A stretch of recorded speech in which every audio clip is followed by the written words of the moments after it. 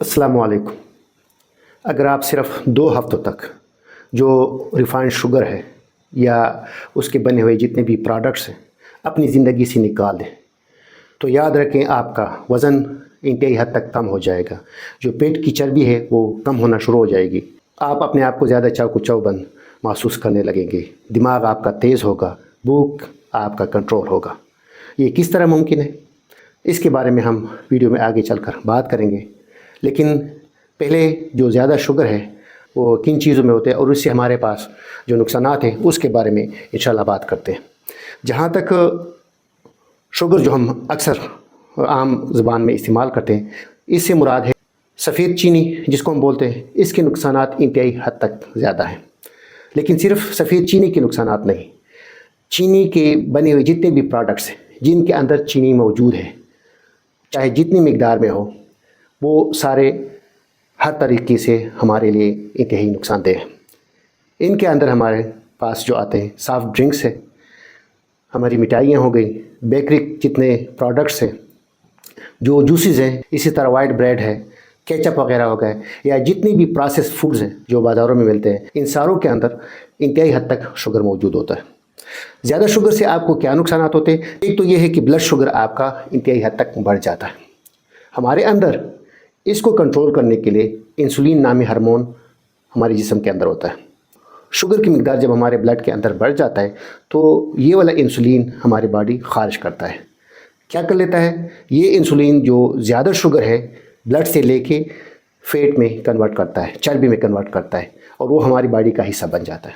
अच्छा, दूसरे नंबर पे जब हम शुगर खाते हैं तो हमारे ब्रेन के अंदर जो खुशी का हार्मोन है जिसको हम डोपामीन बोलते हैं वो खारिज होता है और हमें जो शॉर्ट टर्म इंतहाई खुशी महसूस होती है।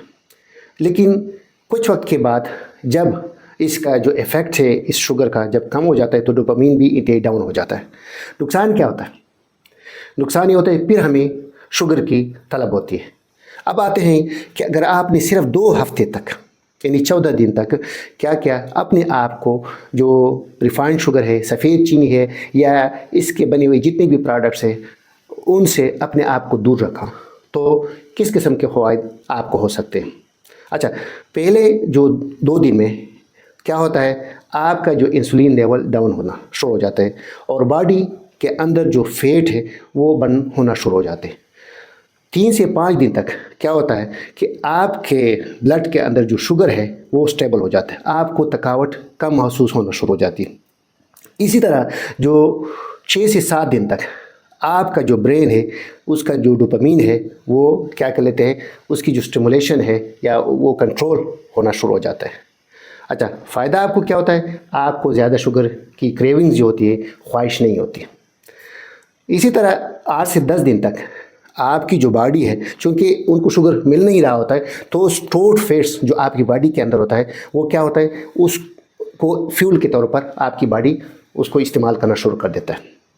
नतीजतन बॉडी के जो पेट के आसपास जो स्टोर्ड फैट्स है वो बर्न होना शुरू हो जाते हैं, कम होना शुरू हो जाते हैं।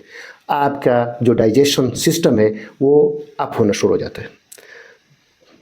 जो पेट के अंदर गैस होता है, उबारपन होता है, वो कम होने लगता है।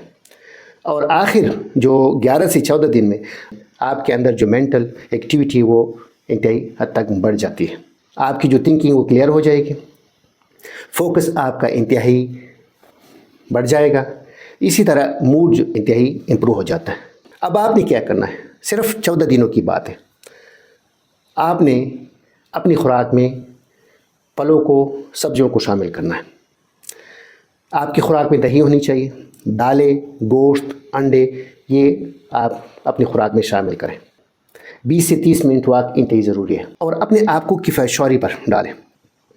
याद रखें, अगर आपने 14 दिन तक अपने आप को कंट्रोल करा तो आपकी एनर्जी बढ़ जाएगी, बॉडी एनर्जी, चाको-चौबंद आप अपने आप को महसूस करेंगे। आपका जो फोकस है वो इम्प्रूव होगा। अच्छा, बाज़ारी खाने जिसको हम प्रोसेस्ड फूड्स बोलते हैं, ये किस तरह हमारी जिस्म को नुकसान पहुंचाते हैं, इसके बारे में मेरी ये वाली वीडियो आपने ज़रूर देखनी है।